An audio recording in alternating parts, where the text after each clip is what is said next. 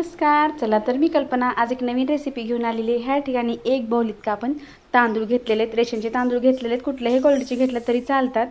ह्या ठिकाणी आपण काही डाळी घेतलेल्या आहेत. ह्या ठिकाणी 1 वाटी इतकी मसूर डाळ घेतलेली आहे. त्याच वाटीने चणा डाळ घेतलेली आहे. मूग डाळ घ्यायचे 1 वाटी, उडद डाळ घ्यायचे 1 वाटी. अगदी स्वच्छ करून घेतलेल्या डाळी आहेत, तरी पण आपल्याला ह्या ठिकाणी आता पाणी टाकून 2 वेळेस स्वच्छ धुवून घ्यायचे. अगदी हेल्दी, मुलांनाच काय लहानापासून मोठ्यापर्यंत आवडणारा अगदी मस्त खमंग आणि हेल्दी रेसिपी आहे. नक्की ट्राय करून पहा. केल्यानंतर कमेंटमध्ये सांगायला विसरू नका. एक वेळेस आपण धुवून घेतलेला आहे, दुसऱ्या वेळेस आपण पाणी टाकून घेतलेलं आहे. स्वच्छ धुवून झालेलं आहे. आपल्या 5 तासासाठी ह्यावरती झाकण ठेवलेलं आहे. 5 तासानंतर अगदी तांदूळ व्यवस्थित भिजून झालेला आहे. आता ह्यामधलं पाणी काढून टाकणार आहे मी.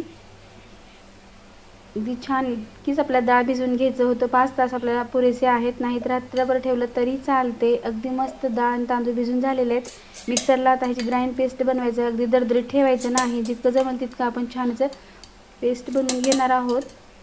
मुलांना नेहमी ते हा नाश्ता बनवून खायचं. अगदी मस्त कमी वेळामध्ये झटपट हा नाश्ता बनवून तयार होतो घरच्या घरी. अगदी छान. या ठिकाणी थोडंसं पाणी टाकून आपण फिरवून घेतलेलं आहे.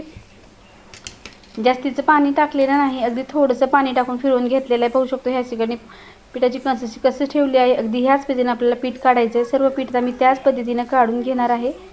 पाहू शकता अगदी ह्याच पद्धतीने आपल्याला सर्व पीठ काढून घ्यायचं आहे. अगदी उपमा पोहे तर आपण नेहमीच खातो, पण त्यापेक्षाही सर्व डाळी आणि हेल्दी रेसिपी आहे. पीठ काढून झालेलं आहे. आता ह्यावरती आपल्याला 5 तासासाठी झाकण ठेवायचं. आपण ह्यात सोडा वगैरे काही वापरलेला नाही, फक्त पीठ काढून पाणी मिक्स केलेलं आहे. पाहू शकता अगदी मस्त पीठ आपलं फॉर्मलेलं आहे. अगदी हलकं जाळीदार पीठ बनवून तयार झालेलं आहे. ह्याच पद्धतीचं पीठ आपल्याला हवं होतं तसंच पीठ तयार झालेलं आहे. अगदी परफेक्ट मेजरमेंट घेतलं की पीठ हे बिलकुल बिघडत नाही आणि पीठ छान व्यवस्थित तयार होते. तुम्ही नक्की ह्याच पद्धतीने मेजरमेंट घ्या. एकाच डायरेक्शन आपल्याला असं फिरवून घ्यायचं आहे, जे की हलकं होईल पीठ. आणि मस्त आपल्याला ह्या ठिकाणी आपण ह्या पिठापासून अप्पे, इडली किंवा डोसा, उत्तप्पा काही बनवू शकतो.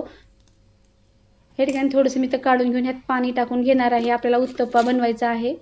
थोडंसं मीठ टाकून घेतलेलं आहे. चवीपुरतं मीठ टाकलेलं आहे. ह्यामध्ये जास्तीचं मीठ टाकलेलं नाही. आता एका बाउलमध्ये मी काढून घेतलेलं आहे थोडंसं पीठ आणि त्यात थोडंसं पाणी टाकलेलं आहे. आता गॅसवरती आपल्याला तवा ठेवायचा आहे. दोशाचा तवा घेतलेला आहे. या ठिकाणी थोडेसे टोमॅटो कट करून घेतलेले आहेत. कांदा कट करून घेतलेला आहे, तो टाकून द्यायचा आहे. अगदी कुठल्याही भाज्या जरी घातल्या तरी चालतात. थोडीशी मेथी टाकून घेतलेली आहे. आणखी थोडंसं आपण ह्यामध्ये मीठ टाकून घेतलेलं आहे. मीठ आपण अगोदर थोडंसं टाकलेलं असल्यामुळं ह्या ठिकाणी आपण थोडंसं वापरलेलं आहे. ह्या ठिकाणी तुम्ही हिरवी मिरची, कोथिंबीर टाकली तरी चालते. शिमला मिरची, कुठल्याही भाज्या टाकलात तरी हेल्दीच बनते. अगदी मस्त रेसिपी बनवून तयार होते. तुम्ही नक्की ट्राय करून पहा. तवा छान गरम झालेला आहे. थोडंसं आपण तेल लावून घेतलेलं आहे.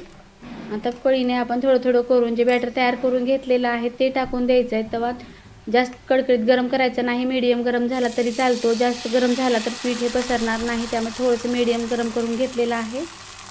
आता ह्या पद्धतीने आपण थोडं करून पळीने टाकून त्याला व्यवस्थित आपण स्प्रेड करणार आहोत. ह्या ठिकाणी आपण उत्तप्पा बनवत आहोत, त्यामुळे कट करून घेतलेले कांदे आणि टोमॅटो टाकून घेतलेला आहे. डोसा बनवायचा असेल तर नाही टाकलं तरी चालते. अगदी मस्त आपला उत्तप्पा बनवून तयार झालेला आहे. ह्यावरतून आता आपल्याला काही मसाले टाकायचे आहेत. लाल तिखट टाकून घेतलेलं आहे. थोडंसं आपल्याला वरतून धने पावडर टाकून घ्यायची आहे. भरपूर असा आपण चाट मसाला टाकणार आहोत. चाट मसाल्यामुळे टेस्ट खूप छान येते.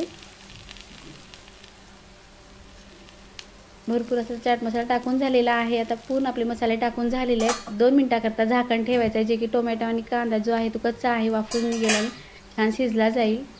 अगदी मस्त आपला उत्तप्पा खमंग झणझणीत मस्त मसालेदार बनवून तयार झालेला आहे खाण्यासाठी. आता आपल्याला प्लेटमध्ये काढून घ्यायचं आहे. आता ह्यावरून थोडंसं मी वरतून टेस्ट येण्यासाठी थोडंसं आपण टोमॅटो केचप टाकून घेणार आहोत वरतून. चटणीसोबत खाल्लं तरी चालते. चटणीचा व्हिडिओ मी अगोदर अपलोड केला आहे, तुम्ही जाऊन पाहू शकता. अगदी छान झणझणीत मसालेदार आपला उत्तप्पा बनवून तयार झालेला आहे. अगदी हेल्दी. तुम्हाला हा उत्तप्पा कसा वाटला नक्की कमेंट करून सांगा. व्हिडिओ पाहिल्याबद्दल धन्यवाद.